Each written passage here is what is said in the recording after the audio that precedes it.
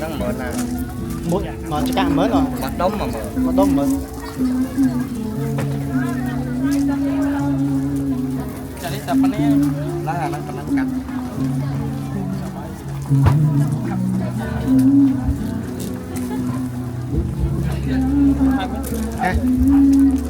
vô cái nắp vô